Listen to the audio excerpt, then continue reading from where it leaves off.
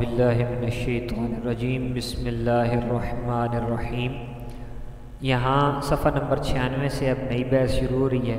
صحابہ اکرام رضوان اللہ تعالی مجمعین کی فضیلت کے حوالے سے بحث کر رہے ہیں۔ تو وہ کہتے ہیں کہ اللہ تعالیٰ نے اپنے رسول حضرت محمد صلی اللہ علیہ وسلم کو تمام رسولوں کا سردار اور تمام انبیاء کا خاتم بنا منتخب فرمایا اور دین اسلام کو کامل ترین دین یعنی دین مصطفیٰ اور آخری شریعت قرار دیا۔ اور جس طرح اللہ تعالیٰ نے اپنے نبی حضرت محمد صلی اللہ علیہ وسلم کو انبیاء علیہ السلام کے درمیان اور آپ کے دین کو تمام ادیان کے درمیان منتخب فرمایا، اسی طرح اس دین حنیف کے حاملین کو تمام لوگوں کے درمیان منتخب فرمایا۔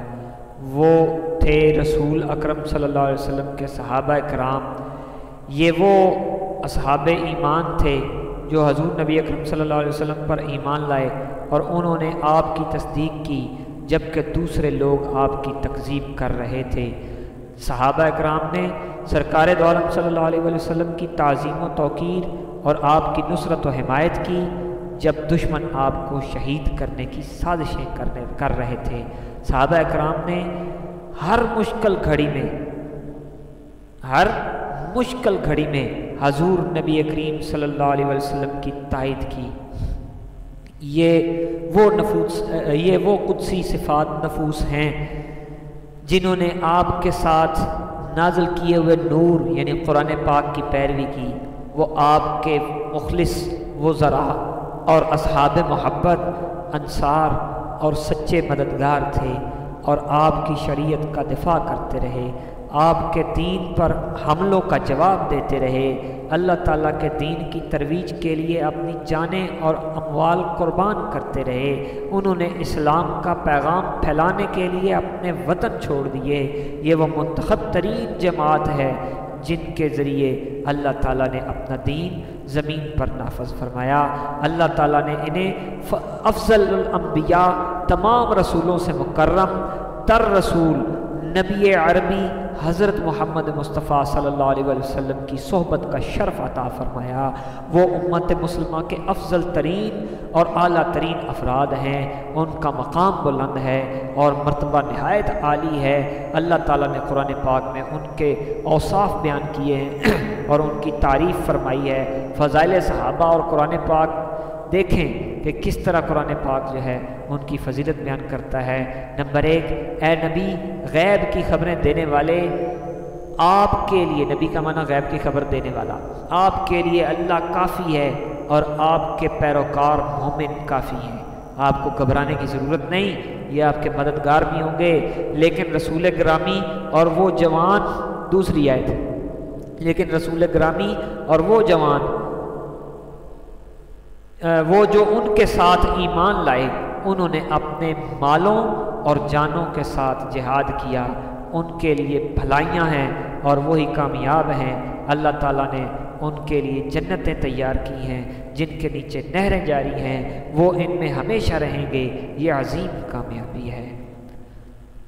تیسری آیت یہ ہے، اور سبقت والے پہلے مہاجرین، انصار اور جنہوں نے اخلاص کے ساتھ ان کی پیروی کی، اللہ تعالیٰ ان سے راضی ہو اور وہ اللہ تعالیٰ سے راضی، اور ان کے لیے باغات تیار کیے جن کے نیچے نہریں جاری ہیں، ہمیشہ ہمیشہ اس میں رہیں گے، اور یہ عظیم کامیابی ہے۔ چوتھی یہ کہ محمد اللہ کے رسول ہیں اور وہ لوگ جو ان کے ساتھ ہیں کافروں پر بہت سخت آپس میں مہربان ہیں، تو انہیں رکوع اور سجدہ کرتے ہوئے دیکھو گے، وہ اللہ کا فضل اور خوشنودی تلاش کرتے ہیں، ان کے چہروں میں ان کی نشانی ہے سجدے کے اثر سے، یہ ان کی صفت ہے تورات میں اور ان کی صفت ہے انجیل میں۔ ٹھیک ہے جی، ان کی صفت انجیل میں بھی ہے۔ 5ویں آیت یہ ہے کہ وہ جنہوں نے اللہ اور رسول کے حکم کی تعمیل کی بعد اس کے کہ انہیں زخم لاحق ہو چکا تھا، ان میں سے نیکوکاروں کے لیے عظیم اجر ہے۔ یعنی زخمی ہونے کے بعد بھی، جنگ کے اندر زخمی ہو گئے اتنے شدید کہ برداشت سے باہر تھا، پھر بھی اللہ کے نبی کی تعظیم کی۔ چھٹی یہ کہ وہ لوگ جو ایمان لائے، ہجرت کی اور اللہ کی راہ میں جہاد کیا، اور وہ لوگ جنہوں نے پناہ دی اور امداد کی، وہی سچے ایمان والے ہیں، ان کے لیے مغفرت اور عزت والا رزق ہے۔ فضائل صحابہ اور احادیث مبارکہ رسول اللہ صلی اللہ علیہ وسلم نے تمام مسلمانوں پر صحابہ کرام کی عزت و شرف کا اظہار کرنے کے لیے ان کی محبت و تعظیم پر ابھار اور انہیں گالی دینے سے منع فرمانے کے لیے لوگ گالیاں دیتے ہیں صحابہ کو، شیخین کو گالیاں دیتے ہیں، حضرت ابوبکر صدیق کو گالیاں دیتے ہیں، حضرت عمر کو دیتے ہیں، حضرت عثمان کو دیتے ہیں، اور بھی دیگر صحابی ہیں، حضرت ابو ہریرہ رضی اللہ عنہ کو نعوذ باللہ پتہ نہیں کیا سے کیا کہہ دیتے ہیں، استغفر اللہ، حضرت عائشہ صدیقہ رضی اللہ تعالیٰ عنہ کو گالیاں دیتے ہیں۔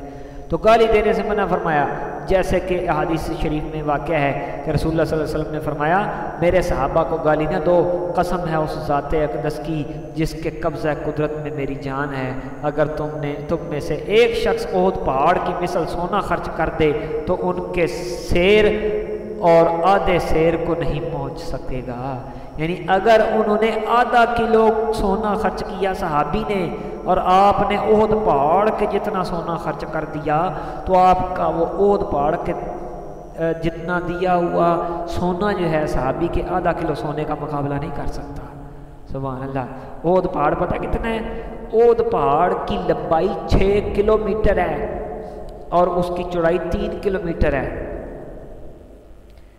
1 کلومیٹر میں 1000 میٹر ہوتا ہے، 1000 میٹر یعنی 6000 میٹر لمبا، 3000 میٹر چوڑا، اور 1 میٹر کے اندر تقریباً 3 فٹ ہوتے ہیں۔ اگر 3 فٹ ہوں تو 3 فٹ کے حساب سے یہ بنتا ہے جناب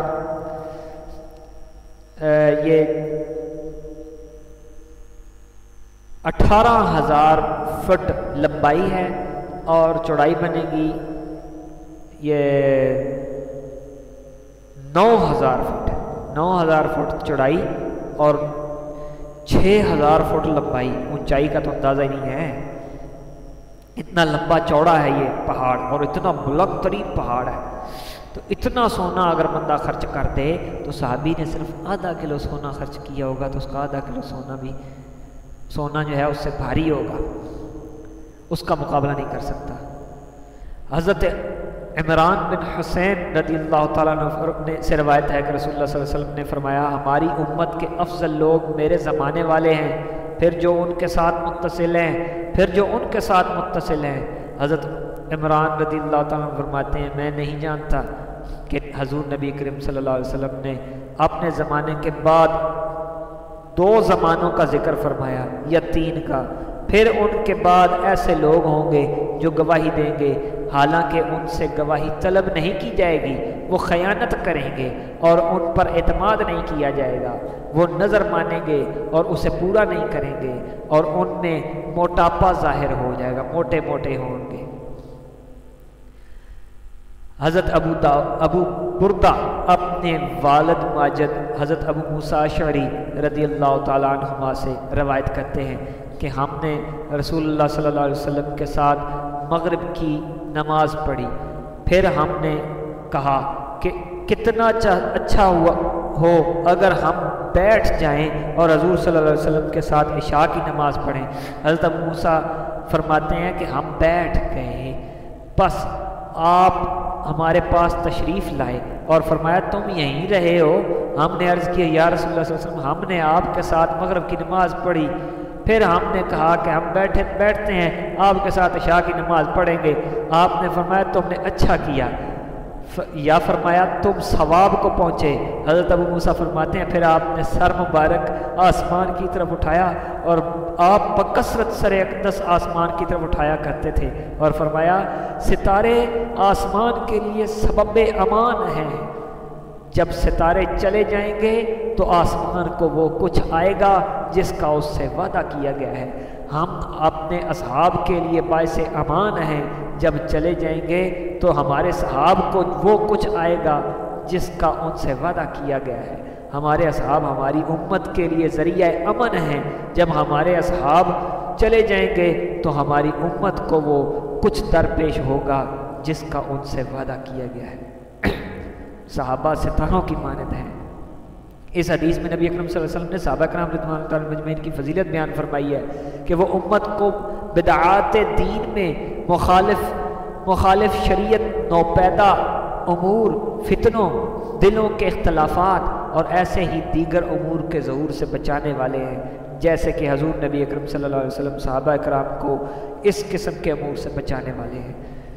حضرت عبداللہ ابن عمر رضی اللہ تعالیٰ عنہما سے روایت ہے کہ رسول اللہ صلی اللہ علیہ وسلم نے فرمایا، ہمارے صحابہ کرام کی عزت کرو کہ وہ تمہارے بہترین افراد ہیں، پھر وہ جو ان کے ساتھ متصل ہوں گے، پھر وہ جو ان کے ساتھ متصل ہوں ان سے متصل ہوں گے۔